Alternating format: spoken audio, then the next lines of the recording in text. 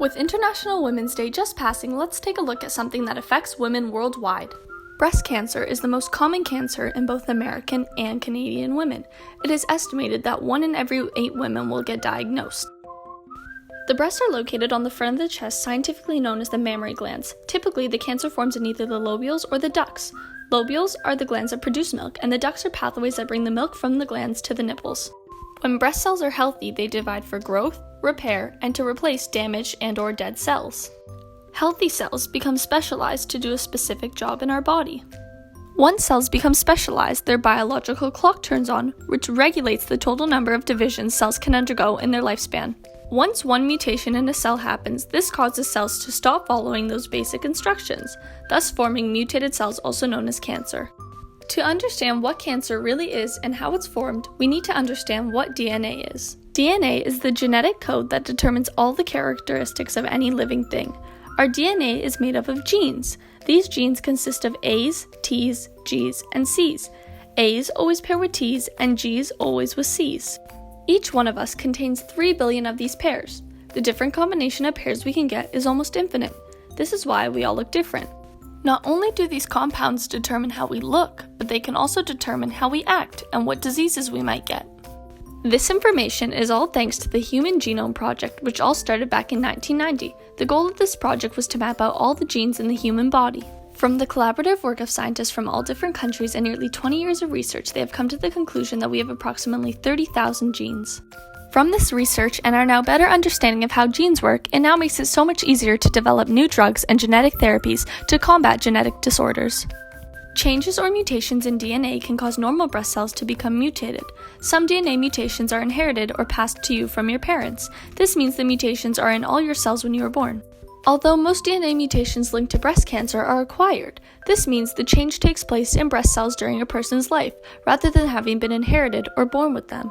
Having mutated genes affects when our cells grow, divide into new cells, and die. Changes in these genes can cause the cells to lose normal control and are linked to cancer. Other lifestyle-related risk factors such as what you eat and how much you exercise can also increase your chances of developing breast cancer. Proto-oncogenes are genes that help cells grow normally. When a proto-oncogene mutates, it becomes a bad gene that can stay activated when it's not supposed to be. This is called an oncogene. When this happens, the cell grows out of control and makes more cells grow out of control. We can think of a cell as a car.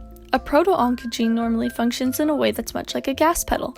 It helps control how and when the cell grows and divides.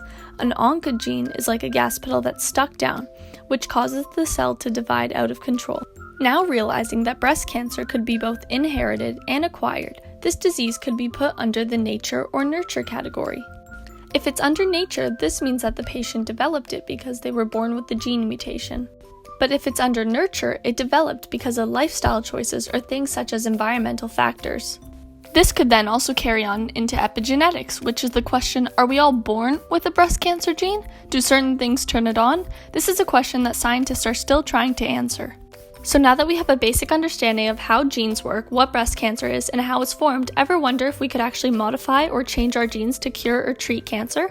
There are many different methods of treatment, from surgery to chemotherapy and radiation, but recently scientists have been coming up with a new type of treatment, which is gene therapy.